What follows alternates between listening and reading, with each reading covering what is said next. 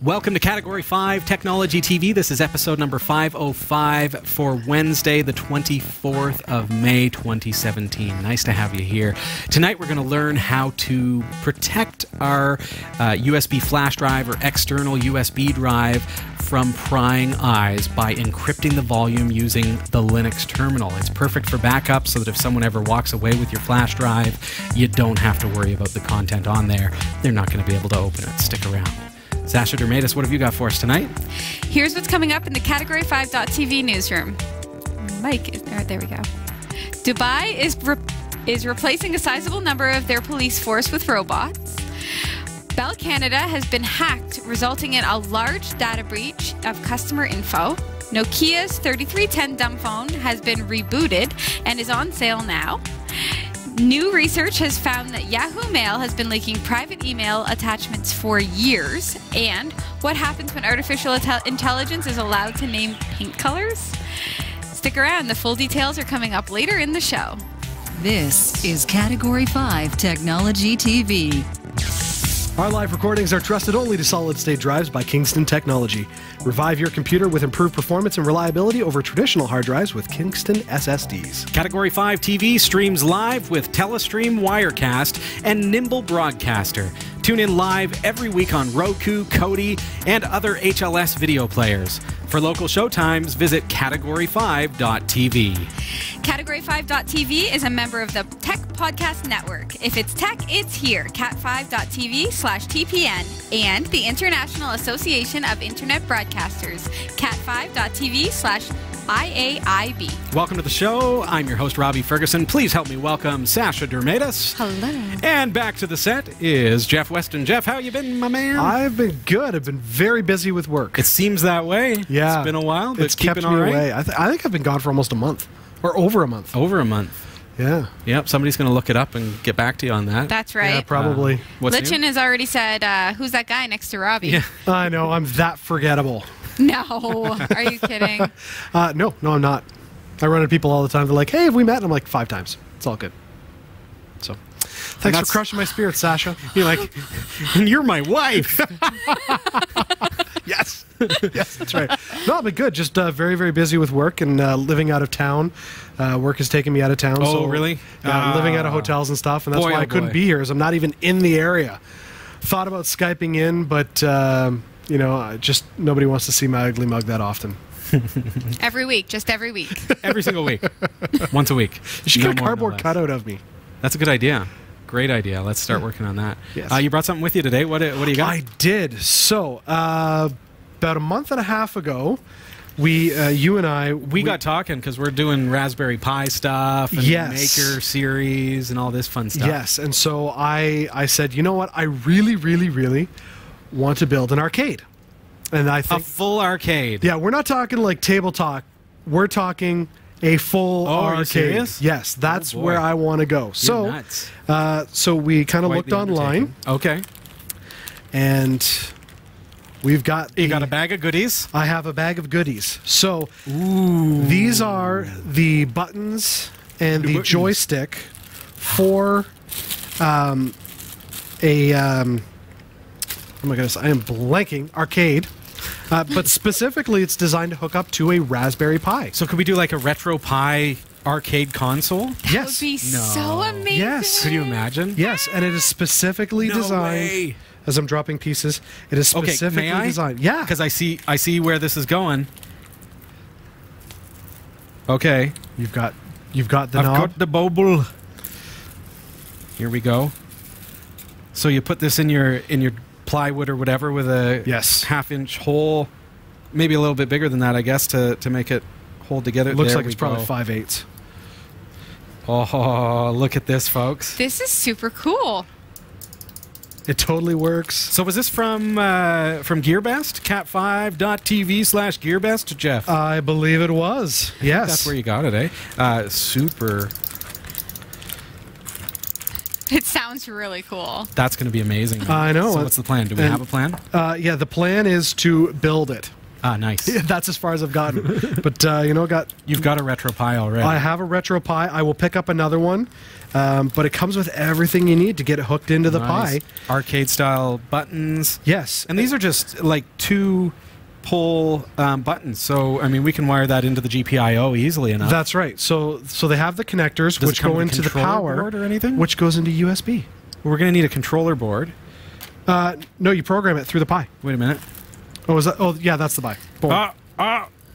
It came with it. Yes. Is it like this? You bought this all in one kit? Yeah, it's one kit. Sorry, I'm just ripping into your stuff here. I want to say it was like Oh, yeah. $30. Like, Look at this. we're talking cheap. We've got a That's USB crazy. joystick controller board. So it is actually going to... You don't even have to go through the GPIO. We're going to go through a USB port. That's right. Nice. And then right into the Pi. This is insane. We've got 1, 2, 3, 4, 5, 6, 7, 8, 9, 10, 11, 12 headers. 12 headers. Yep. Plus, we've got turbo mode, clear, reset, and all the kind of normal stuff that you would expect from a video arcade system. So you're serious about building a full-size? Absolutely serious. I would just do a tabletop because I'm like, I want to be able to just pull it out anytime. But I mean, if you've got the space. Listen, go big or go home. Mm-hmm.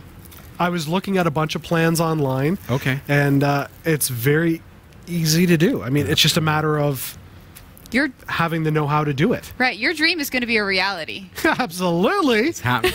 I have always wanted to have a full-size arcade, and it's just never been in the budget. DIY with a Raspberry Pi Yes. retro Pi system like we've shown on the show. Yeah, I mean, you pick up a little 19-inch monitor. I mean, if you want to have a bigger one, you can go with a 27-inch or something. You can get some cheap LED monitors Sure. for $100. Right. So you throw out your monitor, you get your Pi for, couple of 10 spots, goodness. then your wood, and that's it. I mean, if you want to decal it up and get real fancy, Yeah. that's where you start adding in some extra cost. But if you don't mind a basic... I think you're going to want to vinyl the thing because Yeah, just plain, that's true. plain Yeah. plywood, and you don't want to paint it because plywood doesn't paint very cleanly. No, it doesn't. Right? But to start off with, as long as I've got the shell... He's like, let's make it out of cardboard.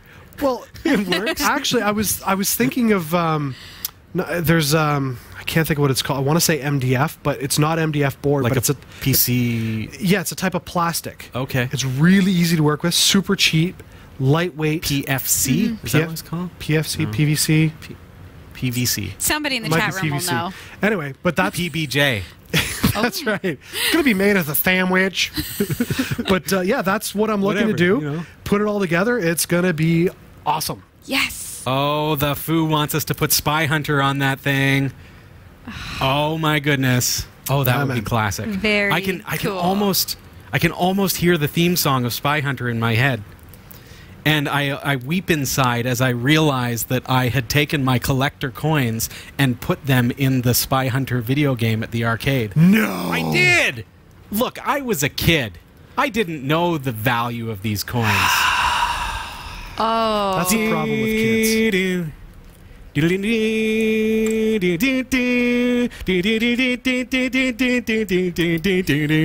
Right? Yes. Am I right? That sounds right. Oh, yeah. So That's exciting, man. That is the project. So I realized after the box showed up, I'm like, oh, I only bought one set. So right now I can't How go... am I going to go head to head with you, my friend? Well, just by default, you automatically lose. Oh, So, all right. because I bought it. Well, Jeff's back. But yeah, that's right. I am back. Oh, boy. But yeah, that's the deal. So I'm going to have to pick up another set, but then it's just a matter of building it. You're going to have to film yourself building this. We're going to do like a hyperlapse in 360 video. Oh, yeah. Yeah, That would be people cool. don't want to see like the blood splatter. And, Oh, man. Are you good at... You've done some reno stuff in the house. Oh, yeah, yeah. So you're good at this kind of thing? See, I would... Well, I would do a I've done these pretty things. poor job, I think. Whether I'm good at it remains to be seen. I do have a wall that has a 6-inch warp in it. Okay. Fair enough. Fair enough. I can assist with the soldering. Okay. I don't even think you need to. I'm getting... Oh, yeah, you do. Oh, these clips... they're clip they're right clip on. in. They're clip in. Then How your lazy USB to you your got. Pi. Like, it's just no brainer. These clip onto the onto the buttons and stuff. Like, if you could buy the already Come pre-cut now. materials, it's simply a build your own kit, and I imagine it'd take you a couple hours Right. tops. couple screws. Famous last words. We're going to time this, folks. That's what I'm saying. If you bought the pre-cut kit. Oh, okay. So you I'll can have do that? No, I'm saying if you could. If you could. Oh, man. Now you're putting ideas out there This that is don't great. exist. This is $1 million idea. You should just create it. He's gonna do it. I don't. Do you want to know what my $1 $1 million idea was this week? What? I pack my lunch and I eat it before breakfast. So I Sorry, need, what? I'm waiting for it. Okay, I wake up at like 4:45. So, and my lunch is like at noon, like most people. But I pack a lot of food because I work like 10 or 12-hour days. Mm-hmm. And I eat constantly for the first 2 hours of my waking life, and then I have no food left. So I want a compartmentalized lunch break or lunch box that opens hourly, different compartments. Like automatically? Automatically, Powered by like a it Raspberry unlocks Pi? like only. Your meal is prepared for you, It's- Mrs. Dermatis. It's snack time. You may not eat your lunch. Yeah. You may See, only It'll eat your shock snack. you if you try to get into the berries. Yes, that's I mine. think it would be more effective to take that to the next level, Right. and do some conditioning on top of that. Because if you just course have you the think tech that. do it for you and automatically open, you become sloth-like and lazy and expect technology to do it for you. I see what he's saying. But Really? if you went down the premise of I feel like the Pavlovian theory is that I'm Pavlov's not. dog? Yeah. Yes. I'm not lazy as if I'm Pavlov's dog. I just salivate when I hear a bell. fair enough, Okay. but why not take it to the level of the kids game Operation? No. So if you Make it a challenge? That's right. So if you go to open it and it's not the appropriate time, it buzzes you. Or even better, Does the it buzz adult me version, and then I you still get to eat electrocuted. though? Does it Nice. buzz me and I get to eat, or does it buzz me and I don't get to eat? No, it buzzes you so that you don't eat. Could you modify one of those dog barking collars that zaps the dog so that if you're chewing, it would zap you if it's not the right time? I think so. Could it be done? I can get a Sasha-sized one. The problem is that I eat my entire like day's worth of food by lunchtime, and then I have to go out for lunch because Yeah. I don't have any food. Yeah. Yeah. Okay. Anyway, that is not $1 million idea, I guess, but yours is. We will do it. Arcade. The shocking version? I was like, they make lunch boxes. Where's this going? Hey, NEMS 1.2.1 is out. Go over to my blog, baldnerd.com/NEMS, N-E-M-S. And it's an exciting release. It's the Nagios Enterprise Monitoring Server. So it actually gives you an opportunity to check on the status of all your computers on your corporate network or even your home network. Make sure that it's still got enough hard drive space. See if the CPU load is too high. Those kinds of things if a hard drive has failed. And it will alert you as the administrator. And it runs on a Raspberry Pi. so awesome. So cool. So go on over to baldnerd.com/NEMS. Other than needing the hardware, it's absolutely free. It's a free download, so check it out. Also wanted to just say thank you to everyone who has supported Category 5 TV Network over the past little while. We've had a lot of surprise expenses and more to come as we're looking around the studio and some things are not working quite the way they should. And so we do have a couple of unexpected expenses, I'll say, in addition to our monthly. Right. And the months go by so quick. How is it the 24th? I know. Of May. Of May. Of May. Wow. I knew it started with an M. But, yeah, time is flying. It's like I just paid rent yesterday, and here we are. So thank you to everyone who supports us and is using our partner links. I mean, Jeff did it with this this arcade kit. Went to cat5.tv/Gearbest and picked up one of those. You can go to category5.tv, click on support us, and you'll see all the different ways that you can support us or shop through our partners and things like that. It's pretty cool. Last week, we dove into the WannaCry ransomware. I mean, that was a big deal, still is a big deal, but fortunately we didn't really see another evolution of it over the weekend from what I've been told. But a few things have happened since then.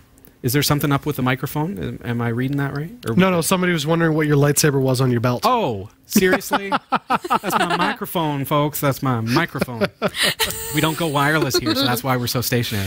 I wondered if it was pepper Make me spray in nervous. case As Sasha- I'm talking about the things that have gone wrong, we've had 2 microphone cables go bad, and it's like when we're on the air, we don't know. So as soon as I see someone talking mic cables, I'm like, oh, uh-oh. Well, sorry to give you a Throw freak me out. off. Throw me off. But you notice multitasking, right? Operating doing it all. Doing it all. You're doing a great job, Thanks, Robbie. Sasha. Back to the story, though. I mean, we all know about WannaCry at this point. You've seen the episode number 504. If you haven't yet, please check it out. We had some great industry leaders on the show to talk about this threat and what it meant to malware in general. Where is this thing going? What is happening with the evolution of malware on the internet? And it's a big deal because our antivirus doesn't stop it because it's not a virus per se. We're stepping into a whole new realm here, and we've been seeing this evolution take place, but now we're at a point where it's wide scale, it's global, and we need to take it seriously. So, how do we keep ourselves safe? First of all, what has happened since our interview last week with our two guests? And we have seen ESET release a tool that will tell you if your computer is susceptible to the Eternal Blue NSA exploit. Awesome. So this is the thing in Microsoft Windows that is allowing WannaCry to spread. The NSA created the software to use to spy on individuals, and it was released to the general public, and so now hackers can use that code that was originally meant for the government to be able to monitor the goings-on your computer. Well, how do we know whether that's an open backdoor on our computer now that it's an exploit that is being used in the wild? So ESET has released that. Go to cat5.tv/EBCheck. You're going to be able to find out more information about that. EBCheck stands for Eternal Blue Check, of course. So check that out. Download that if you're on Windows. But it does not tell you if you have just the ransomware. It's just whether you're vulnerable. if you're susceptible. This is if you, not even just WannaCry. This is an exploit in Microsoft Windows that WannaCry is actively utilizing in order to spread itself. Right. That's why Windows XP is done. Because it's been done for a while. Because people can't patch it, so they're not getting the regular updates and everything like you do on Windows 10. So if you have that problem, which you do, it is not going to get fixed automatically. So you are susceptible, and that's why Windows XP hospitals and things like that are getting hit really, really hard. That's why Russia is getting hit really, really hard, because there's a lot of XP still in operation. There's a lot of pirated versions of Microsoft Windows, and so they are not getting those updates. So along that vein, we've got some great news from Microsoft, and this comes as a bit of a surprise. Microsoft has in fact released the patches to the public for legacy operating systems. Wow. So if you're on Windows XP, if you have an XP system, if you've got Windows Server 2003 or some other old operating system from Microsoft that is generally not receiving updates because it's end of life or beyond, Microsoft has realized, hey, this is a serious enough concern. We need to release these patches for free to the public. So you can head on over to cat5.tv/WCPatch. And that, of course, is that's incredible. WannaCry patch. Good. If you want to think about it, where I came up with the URL. So cat5.tv/WCPatch is for your legacy Microsoft Windows stuff. Keep in mind, Linux systems are not susceptible to the WannaCry threat in and of itself. However, if you have a Linux server or Linux computers on your network and you bring a Windows machine that is susceptible to that threat into your network, now it can get into that computer and it can propagate all your network shares. So it can damage the files that are housed on a Linux server or Linux computer if you have Windows machines that are susceptible to this threat. Okay, so that's a very serious thing. We've got to keep that in mind. Can we look back at the episode where I made an analogy about automobiles and the warranty? Right. Yes. And C128D really called me on the fact that, well, you didn't explain that very well. And it was something, as a live broadcast and certainly a live interview, we come up with things and we discuss things and we talk about things, and we don't always think to stop, explain it in greater detail. Sasha, could you read C128D's message for us? And then I'm going to read my my response to that as well, just to clarify things for you. So here we go. The analogy of outdated operating systems to out-of-warranty automobiles is completely bogus. Out-of-warranty and out-of-support are two completely different scenarios. A 20-year-old Ford Taurus is out of warranty, but is fully supported and properly maintained absolutely no risk to the driver. I worked in the auto industry for over 40 years, started when I was 6. Wow, that's awesome. So I have a better idea about that than a lot of computer people. Third-party vendors are still making parts for older vehicles. I've seen them for vehicles that were made nearly 100 years ago that meet or even exceed OEM specs. Haynes, Shelton, Motor, and others make complete repair manuals, some even containing full electrical schematics. And certified diagnostic programs and hardware are readily available for just about any vehicle you can imagine. That makes maintaining an old vehicle reliably and safely relatively easy and cost-effective. The exact opposite is true with computer software especially, and OS. It's extremely rare that a third party can even come up with a reliable and safe patch for an out-of-support OS. Okay. And Robbie. So I appreciate your feedback, C128D, and anyone else who had the thought. And my comparison was not really meant for the cars. I was trying to give an example of Microsoft Windows and their approach, Microsoft's approach to the deprecation of Windows XP. So if I may, I'm just going to read my response for those who are thinking the same thing or want to know how I responded to that. I said, fair point, C128D. Allow me to explain my intended meaning behind the analogy. My intent was to express that we perhaps should evaluate whether it is correct to put blame or even place expectations on Microsoft. To further your 20-year-old Ford Taurus point, what we're dealing with here is different. And the analogy was not intended to be a one-to-one comparison to vehicles. Imagine this instead. Here's a scenario, okay? Ford recalled every single replacement part for the 20-year-old Ford Taurus model. They made a big deal 3 or 4 years ago saying, do not drive a 20-year-old Ford Taurus. It is not safe. We have deemed it unsafe. We will no longer support it. And we will even give you a brand new, shiny Ford for free so that you will stop driving your old, unsafe one. We must then imagine it's the driver's fault if they say, no, my old Taurus just runs and runs, I refuse to upgrade. Now, this is a closer mirror to Microsoft's position with regards to XP. So I do not feel that my analogy is bogus, as you say, but perhaps could have used more explanation. And there it is. So I hope that that brings some clarity to, you know, why I was using that particular analogy with regards to warranty and automobiles. And I hope that that shed some light on it. So, you know, comment below. We welcome you to comment below, share your thoughts, and make sure that you also, you know, if you're not subscribed with an account on YouTube, you can also go to our website, category5.tv, click on Contact Us, send us an email, however you like to do it. We'd love to hear from you. We have an exciting feature tonight. We're going to be learning how to encrypt an external hard drive. You know, with this whole thing about ransomware, we're thinking about our backups, but we don't want our backups to be stolen. Right? If we're transferring it and somebody takes our drive, what happens to that data? We don't want them to have access to it like they were Yahoo Mail or something like that. So we're going to teach you how to encrypt that external drive before you start loading your data onto it. But we've got to take a really quick break, and we're going to be right back after this. Now here's another great way you can support the shows you love from the Category5.tv network by shopping at Gearbest. That's right, Jeff. cat5.tv/Gearbest. It's an online store for the geek streak in you. Or the loved ones. Well, of course. I mean, especially your loved ones, right?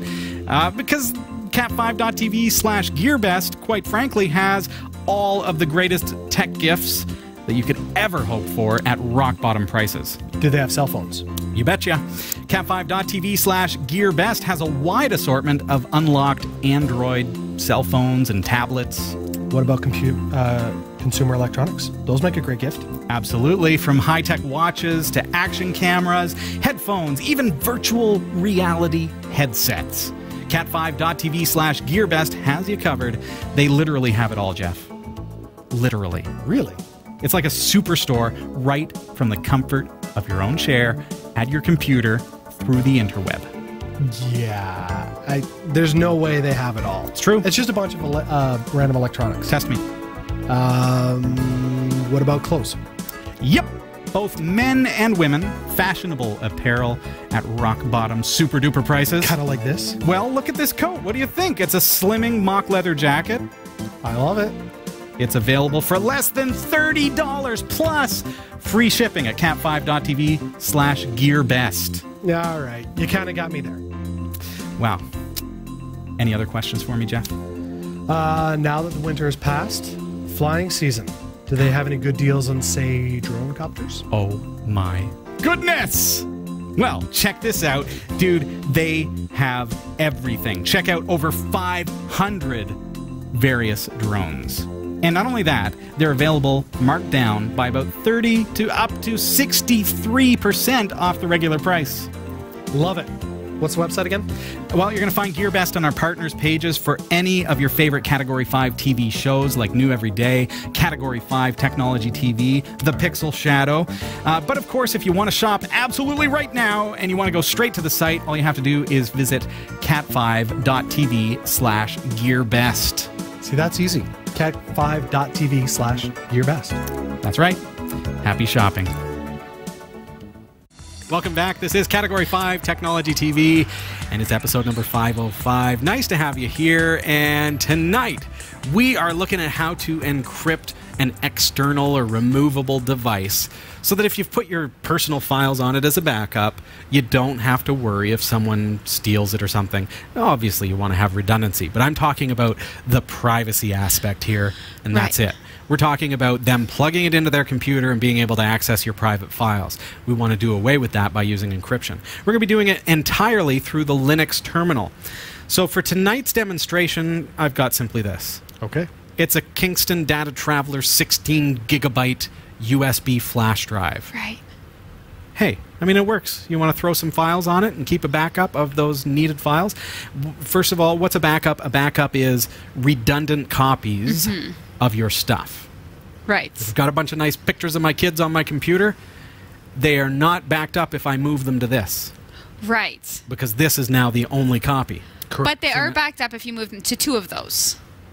Right? Yeah, but preferably, let's copy them. Let's make redundant copies so that if this one gets destroyed or lost or stolen or whatever, and they fail, you know, USB flash drives, they fail after so much use.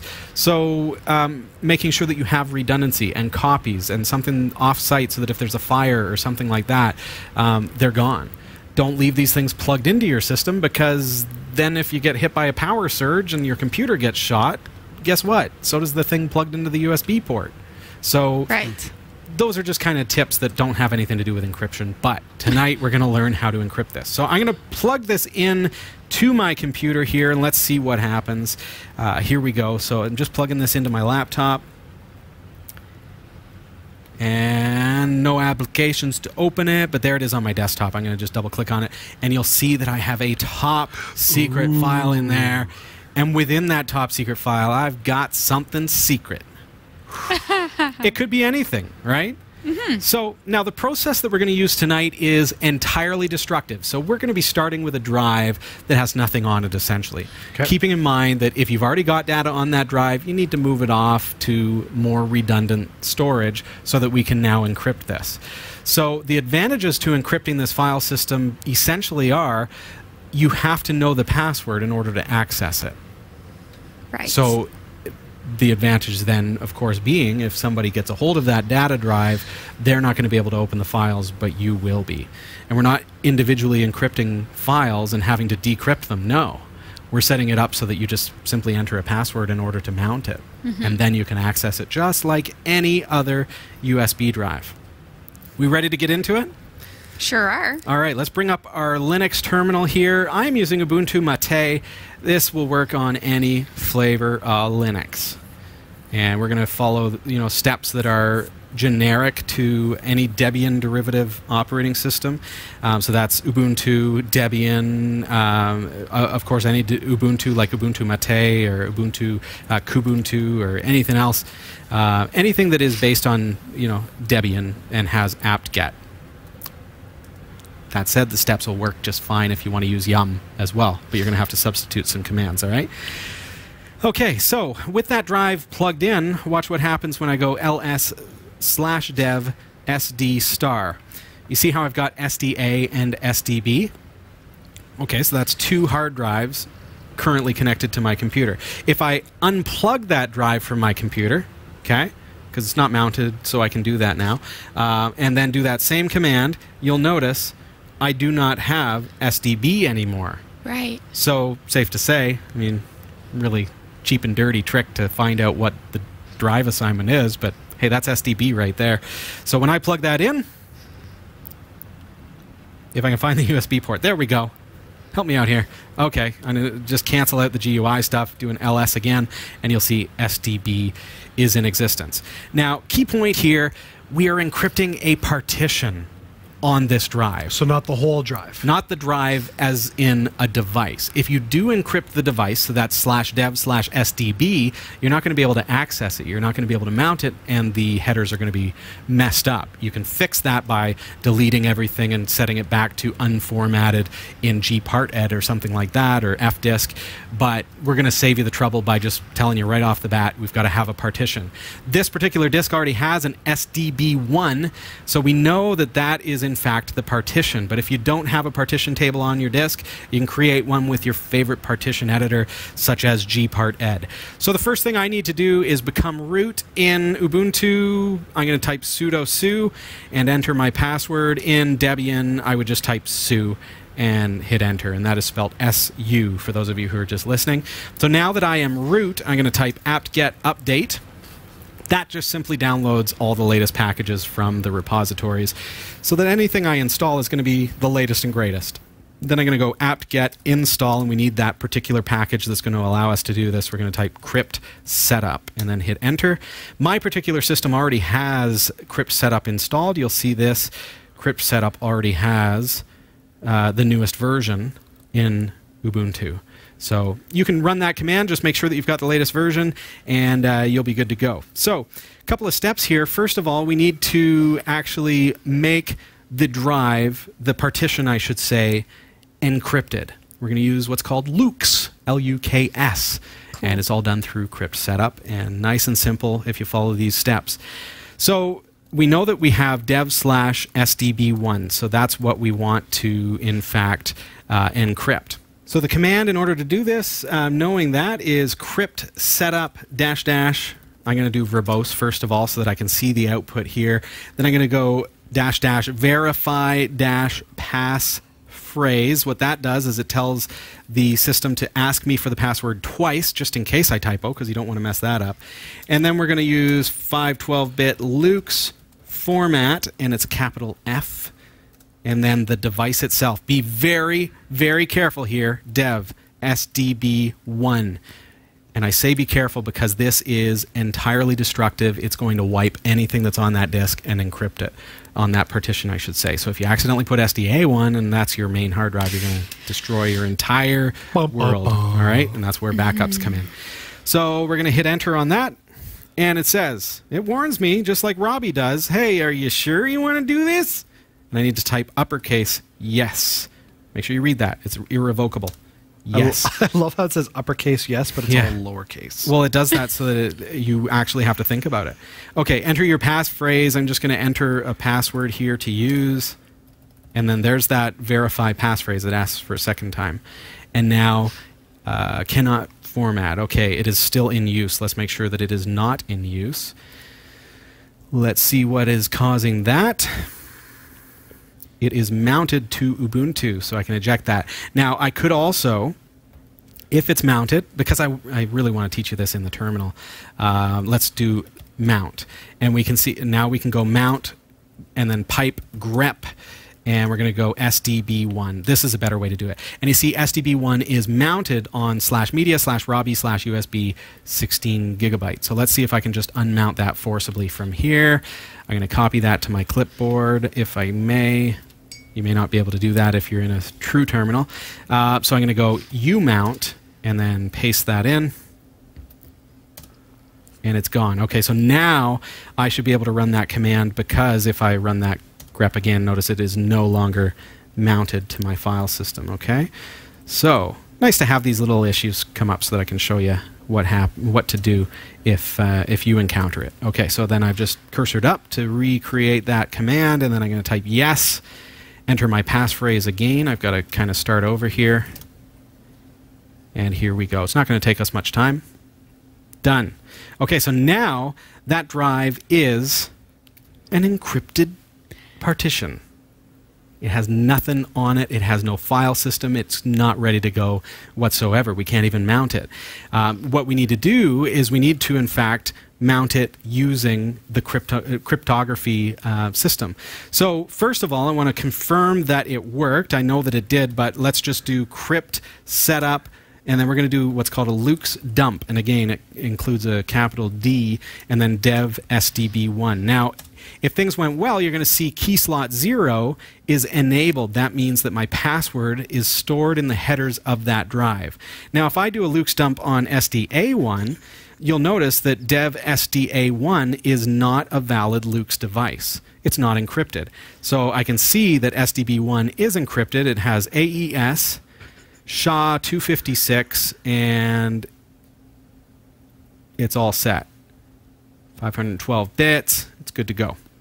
So now, next step is to, in fact, open that device, and we need to do that through, of course, the decryption system. So I'm going to just jump into, you know what, I'm going to create, what's the word? A mapper.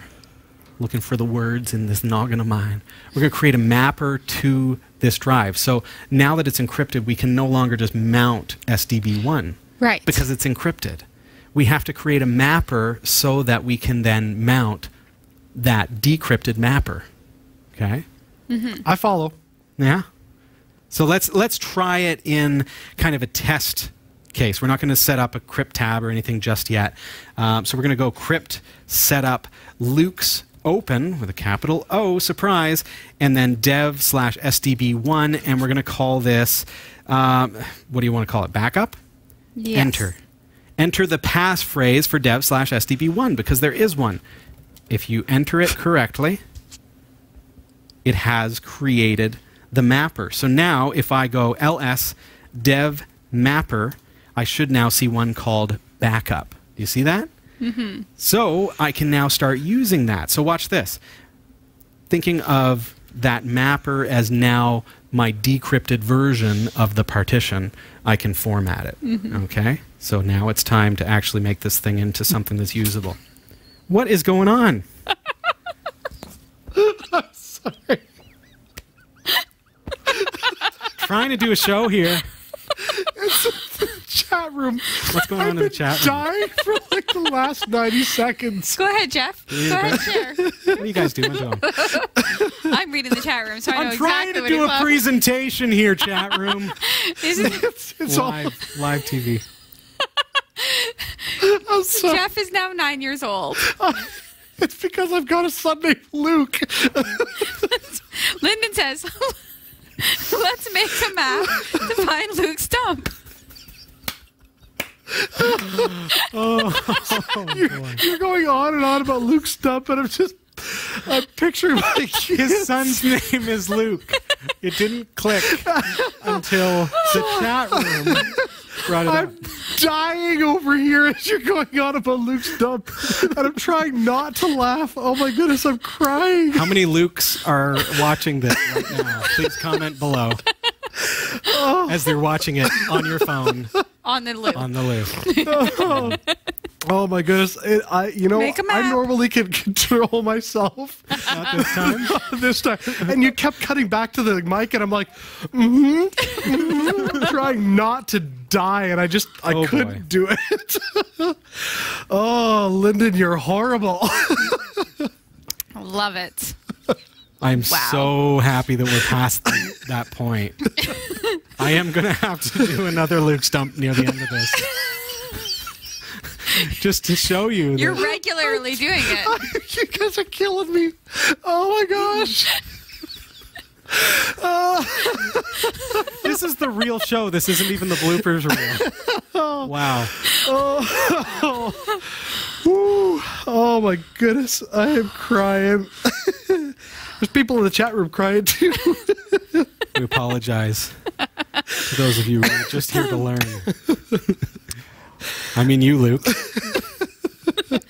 All right, are we ready? Oh, Let's do definitely this. not. Yes. Ready to make a file system? Do we understand where we're at?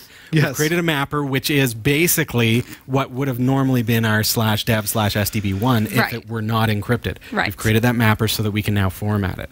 Okay, so we're going to go make fs, just like you normally would, .ext3, okay, because that's what I'm going to create this as, /dev/mapper/backup. Okay, so now it's going to tell me, all right, it's just doing it. Doing it. That's going to take a little bit more time. You know, one of the things that it's always kind of irked me a little bit about the terminal system is you never get that percentage.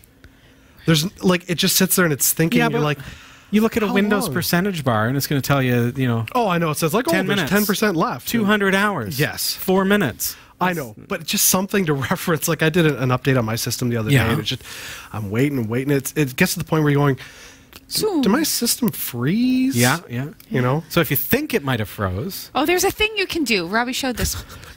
There's a thing. That's so technical. There's a thing. Sasha's going to explain it. There's a thing you can do. What you do is you call Robbie.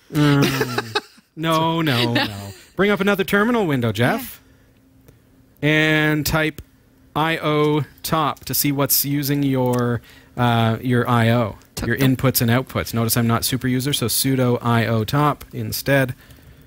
And that's going to show me what's currently using my Look at file that. system. Cool, eh? So you see the top one is make, and it's going to come and go, but makefs.ext3. Right. And it's doing that, and it's using my IO. You see that popping up every now and again? So that tells me It's still that working. makefs.ext3 is doing stuff with the Right. IO enough so that it's hitting top. Right. Love it. Okay? Took So the that- words right out of my mouth. Well, that answers your, that problem of, is it actually doing anything? yes. Now you know. Perfect. Now you know.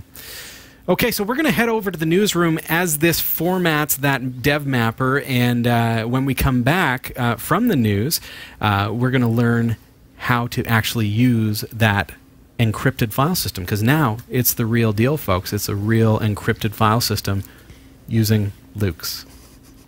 Dumb. You're horrible. I'm terrible. Sasha, what have you got so for us today? lovely. Here are the stories we're covering this week in the Category 5.tv newsroom. Dubai is replacing a sizable number of their police force with robots.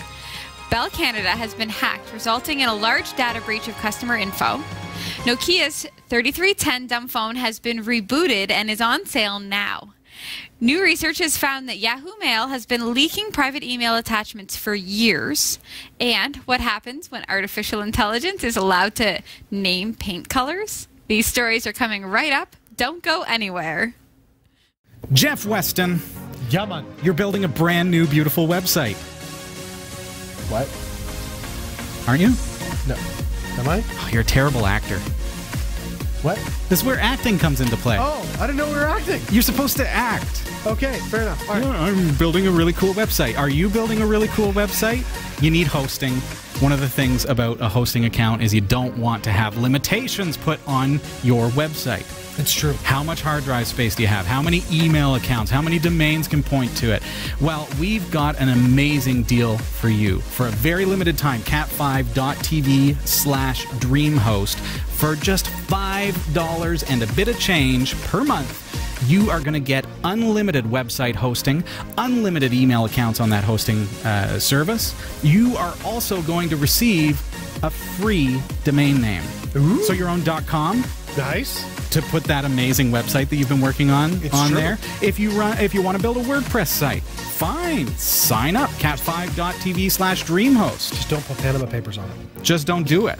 But hey, it's a great deal, folks. Best deal you're going to find. $5 and change per month. Go to cat5.tv/dreamhost. I'm Sasha Dermatis, and here are the top stories for the week of May 24th, 2017. Dubai is constantly pushing the envelope for a smart city, and now a robotic police officer is making its rounds on city streets. The robot rolls around on wheels. It can salute, bow, speak in multiple languages, and recognize hand gestures from up to 1.5 meters away. It also has a tablet lodged in its chest, which civilians can use to report crimes. It was designed by the Dubai police with assistance from IBM's Watson and Google. It's apparently not designed to deter serious crime, but to take over small tasks to improve overall happiness levels among city streets, according to the director of the Smart Services Department for the Dubai Police. Think robots don't affect jobs? The department hopes to replace a full quarter of its forces with similar bots by 2030. Cool. I feel like there'd be some comments on that one. Questions, comments, thoughts, concerns, Jeff? I am biting my lip. Does he remind you of Pepper just a little bit? Like a taller, Yeah. more authoritative Pepper? You know what? I don't hate this idea. I will tell, well, you know me, but I don't hate this idea. I will say I would be worried about vandals. Coming up to the robot? Yeah. And- Like, I'm Hold sure on. it's a federal offense. Hold but on. Sure. So they've got a cop that's a robot replacing real cops. And your concern is not the people that are being put out of work, but the crime that's going to happen against the robotic cop. You know how yin-yang we are right now? Yeah. I That's think my concern. I'm split down the this middle. is just a horrible, horrible idea. Do you know, okay, let's take away the idea that it's going to replace people. It's also going to free up some really horrible, like, time-consuming things that a robot could do that people don't have to worry about. But, okay, I can't imagine that this thing has got a top speed of more than 3-4K a second. I mean, it's not like there's a lot of running K robots. per second? Or 3K per second? You can't even see it go by, Jeff. You know, kilometer. I'm like the grammar police. Cop of kilometers. lightning. Kilometers per hour. That's Yeah. right. Thank you for Okay. the catch. Like, they don't move that fast. So, thanks for calling Dubai Police. We're going to send our robotic cop out to you to help you cross the street. It'll be there in 3 hours. This is more for people who are concerned that somebody's, like, lawn isn't kept up. You know how the people that call the bylaw officers like crazy? If I feel have like a this is robot what that's about. show up in my place and say, you must pull your weeds, I'm probably going to Weeds, vandalize please. it. Amazon needs to kind of couple with these folks and have them deliver packages and stuff at the same time. I think this is the most... robot delivery people. I could see maybe as like a joke mall cop greeter thing where it's standing in one place. Like, can I don't direct know. you somewhere? Like, I can maybe see that. Maybe. But to actually roll this thing out as law enforcement is a complete joke. And what happens from a legal standpoint? Because I'm sure there's cameras in the eyes. It's going to record all this stuff. Right. So what happens if you come up to it and report some sort of a crime or you do something that's wrong? Where's the legal authority on what constitutes police contact? Like, this is going to have legal ramifications that lawyers are going to love. Right. I guess we'll have to see what it's used for. What does it do? Right. Is it just a mall cop replacement?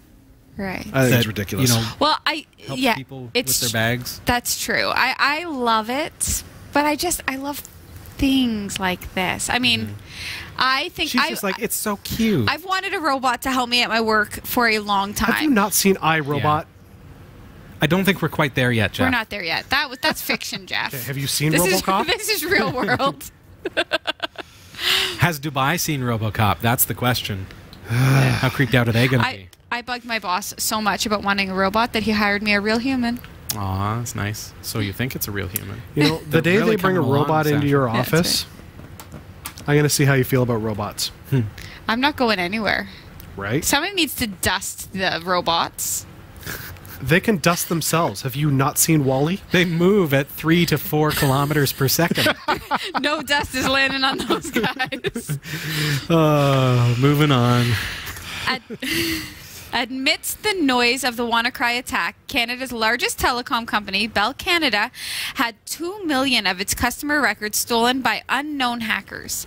Bell said it is working with Canadian police to find out who was responsible for the disclosure of the customer email addresses and phone numbers, all that's needed for a massive phishing scam. The names were also obtained for about 1,700 of their customers. Bell Canada said in a brief statement, there is no indication that any financial, password, or other sensitive personal information was accessed. Serving around 21 million customers in the Great White North, Bell Canada offers both fixed line and wireless phone service, as well as internet and television. The carrier reported revenues of $5.38 billion Canadian in their last fiscal quarter. Bell Canada did not say whether the customer details stolen in the attack were pulled from a specific service. The Canadian Privacy Commissioner's Office has said it is also gathering data about the hack. Wow. The rebooted Nokia 3310 has gone on sale nearly 17 years after the original made its debut. The phone, which has a 2-megapixel camera and relies on 2.5G connectivity to offer only limited internet access, is being sold for about €50. Part of the nostalgia is found in being able to leave your charger at home. The battery in the reimagined 3310 offers up to 22 hours of talk time and up to a month in standby mode. One expert said its success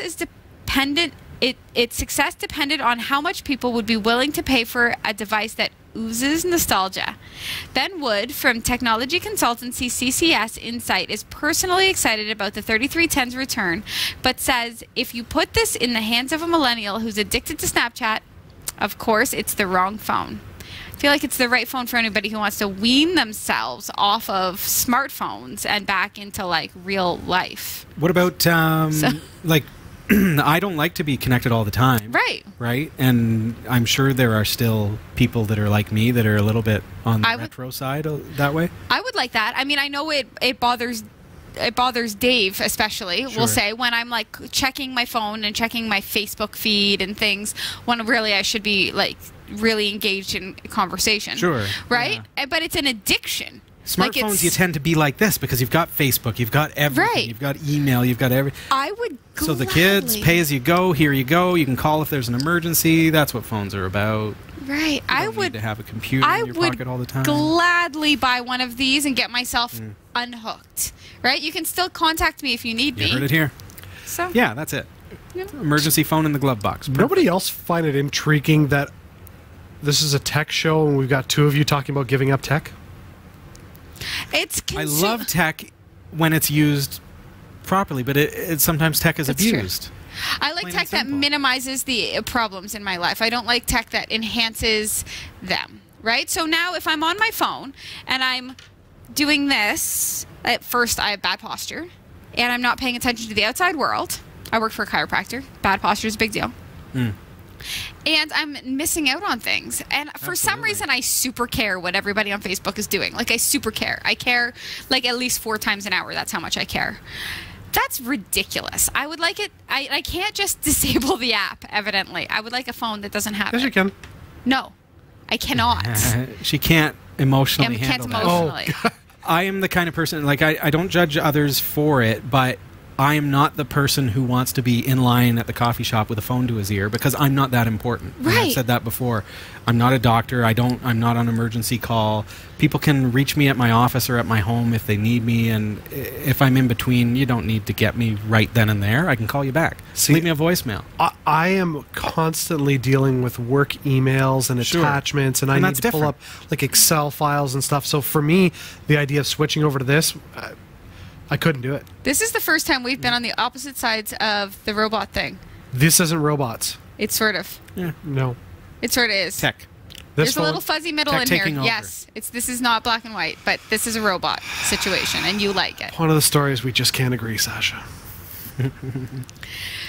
For years, Yahoo Mail has exposed a wealth of private user data because it failed to update widely used image processing software that contained critical vulnerabilities.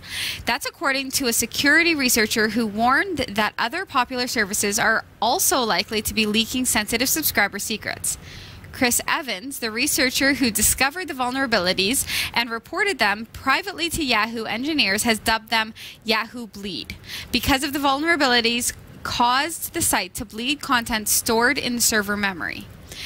The easy-to-exploit flaws resided in ImageMagick, an image processing library that's supported by PHP, Ruby, Node.js, Python, and about a dozen other programming languages.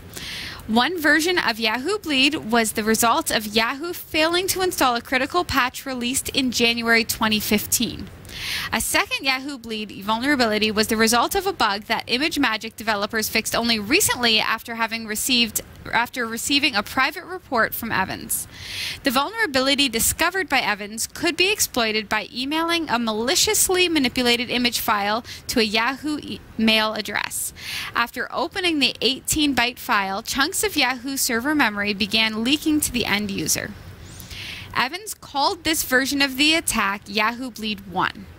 Yahoo Bleed 2 worked by exploiting the vulnerability fixed in January 2015. Together, the bugs allowed attackers to obtain browser cookies, authentication tokens, and private image attachments belonging to Yahoo Mail users. Despite Yahoo allowing one of the bugs to remain unpatched for 28 months, Evans praised company engineers for their speed and thoroughness in responding to his private report. Rather than patch ImageMagick, Evans said Yahoo opted to stop using the library, a move he applauded. Over the past 18 months, the app has come under increased criticism for harboring critical vulnerabilities, which in the past have threatened Facebook users, among others. Evans warned that other widely used web services are still likely vulnerable. Ever wonder where they get the strange names for paint colors? It could be worse. It could be up to AI. Research scientist and neural network goofball Janelle Shane decided to train a neural network to generate new paint colors, complete with appropriate names. The results are possibly the greatest work of artificial intelligence I've ever seen to date. Shane wrote on her Tumblr, "For this experiment, I gave the neural network a list of about 7,700 Sherwin-Williams paint colors along with their R gigabytes values. Could the neural network learn to... Sorry, that's RGB. That's our teleprompter doing that. It's RGB. Anytime you say R gigabytes, just know it's that's RGB? the teleprompter. Yeah. Oh, oopsie. That's my mistake, not yours. Okay. I was wondering. I'm like, there's a gigabyte value. Sometimes our for paint? teleprompter will convert GB to gigabyte. Oh. Right? Okay. And because when it says I read that, RGB, it's funny, when I read it earlier, I was like, I wonder if Robbie will explain what that is to me. But there you go. There you go. So it's not, keep that in it doesn't mind. exist. Keep that in mind, and I apologize. Okay, so to learn and invent new paint colors and give them attractive names. Shane was able to get the algorithm to recognize some basic colors like red and gray, though not reliably, because she also gets a sky blue called gray pubic.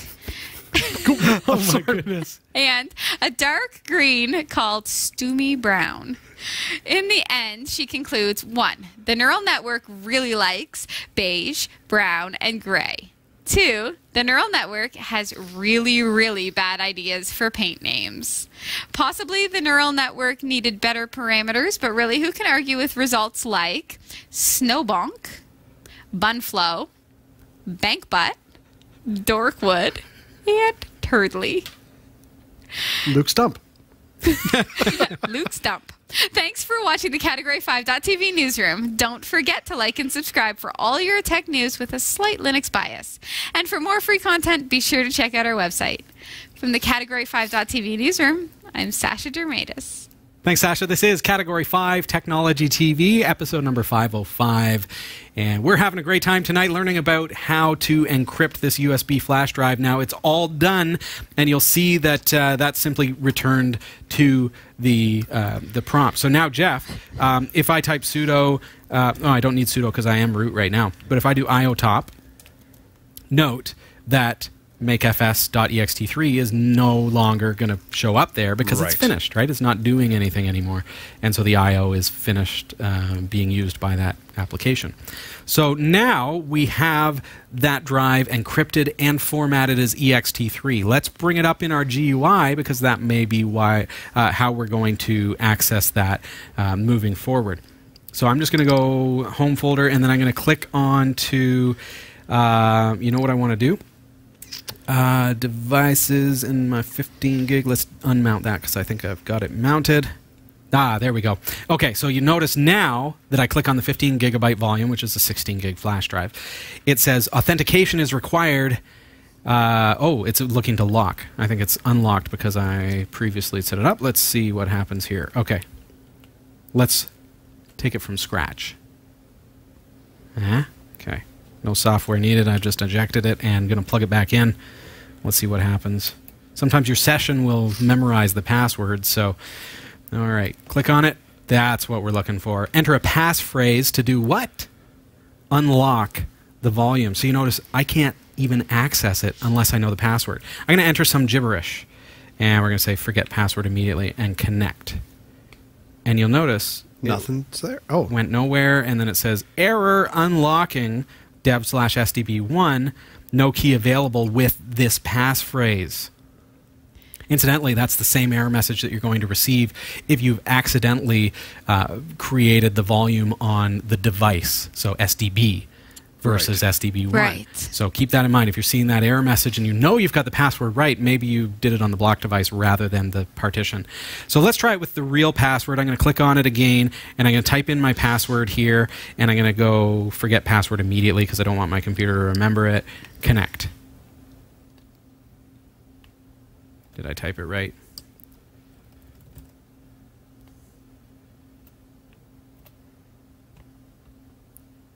There we go. Sweet. Mistyped it the first time. So now I've got a completely empty ext3 file system. So you'll see that that is now accessible on this computer. So on next week's episode, we're going to learn a couple more things. We're going to learn now, because it is a read-only file system, I don't have access to it as this user. It's not read-only, pardon me. It's owned by root. So only root can now write to that file system.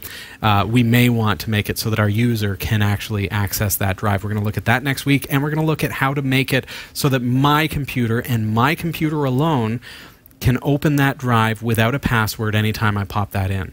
okay. And I'm talking not just from the GUI. So of course I could say remember forever. Sure, that's the GUI. I want to think about things like a server where I only have SSH access, for example, or I only have a terminal. I don't have a GUI, so how do we do that? We're going to learn about creating a crypt tab. We're going to learn how to actually mount that device through our FS tab and decrypt it automatically using a key file. So that's going to all happen next week on episode 506. So if you've enjoyed learning about how to create this volume, we're going to learn how to take it one step further and make it into the perfect backup set so that we can start throwing our files on it, and then when we eject it, it's no longer going to be accessible on other computers. Cool. Now, in the chat room, the FU says that Luke supports 8 passphrase slots. That's correct, yes. So you can have multiple passphrases. I know what you're doing. I What? know what you're doing. I'm just relaying what's in the room. What am I doing? I know what the foo is doing. Uh-oh. What did I do? Did I open a can of worms? No, Jeff. No, Jeff. Crypt setup. Luke's dump. Dev SDB 1. And now I can show you that we have 8 key slots. You are correct. The foo. I love this show. Well played. I love this show. There we are. I am so done. I'm just like done. I pretty well kept Have you it missed this, the whole Jeff? thing, but Yeah. the funniest encryption tutorial on YouTube to date. That's all the time that we've got, folks. Sorry we wasted so much of it, and I look forward to seeing you next week. We're going to learn more about this encrypted volume, how we can work with it. and then use it for our backups. So we'll see you next week. I'm pretty sure I'm getting fired. It's a good thing we don't pay you. Good night. See ya. Oh,